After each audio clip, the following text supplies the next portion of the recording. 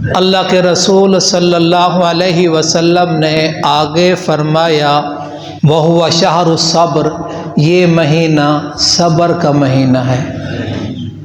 وَالصَّبْرُ ثَوَابُهُ الْجَنَّةُ، اور اللہ تبارک و تعالی صبر کا بدلہ جنت عطا کرے گا۔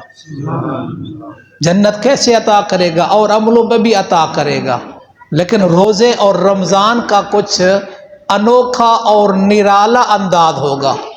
ایک حدیث میں آتا ہے کل قیامت کے دن اللہ تبارک و تعالی کی طرف سے ایک منادی اعلان کرے گا فَلْيَقُمْ أَهْلُ الصَّبْرِ، صبر والے کھڑے ہو جائیں۔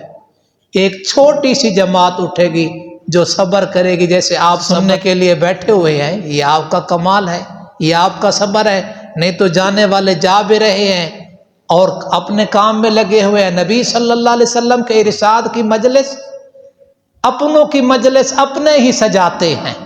اتنا تو رمضان شریف میں میں اشارہ کر سکتا ہوں، حاجی صاحب اتنا ٹھیک کہہ رہا ہوں، اپنوں کی مجلس اپنے ہی سجاتے ہیں۔ تو فَلْيَقُمْ أَهْلُ الصَّبْرِ، حدیث میں آتے چھوٹی سی جماعت اٹھے گی، جنت کی طرف جا رہی ہے، ابھی حساب کتاب نہیں، کچھ نہیں، یہ جنت کی طرف جا رہے ہیں۔ انڈر بائی پاس ہوتا ہے نا، ادھر سے چلی جا رہی ہے۔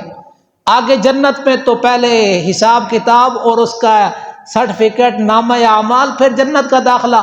یہ جنت کے دروازے کو کھٹکھٹا رہے ہیں، دروازہ کھولا، فرمایا بھائی کون ہو، کدھر آ رہے ہو؟ انہوں نے کہا جنت میں داخلے کے لیے آ رہے ہوں۔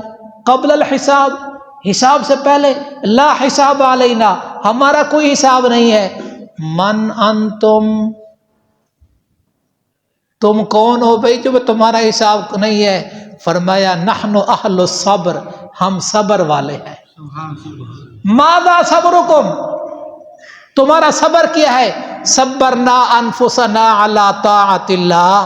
میرے خیال ایک جملہ، ویسے تو 3 نشانیاں، ایک سنا کے بعد ختم کر دیتا ہوں، مسئلہ بھی پورا حل ہو جائے گا، ٹائم بھی زیادہ نہیں لگے گا۔ پہلا جملہ ہے صبرنا انفسنا علی طاعت اللہ، ہم نے اپنے آپ کو اللہ کے حکموں پر جمایا۔ دسترخوان لگ گیا، افطاری کے لیے دسترخوان لگ رہا ہے، چھوٹا بچہ بچی کہہ رہے ہیں بابا نانا دادا چاچو تایا کھاؤ، لیکن اذان کے انتظار میں ہم بیٹھے، ہاتھ نہیں بڑھایا، تیرا حکم نہیں تھا، ہم نے صبر کیا، کھانے کی طرف ہاتھ نہیں بڑھایا۔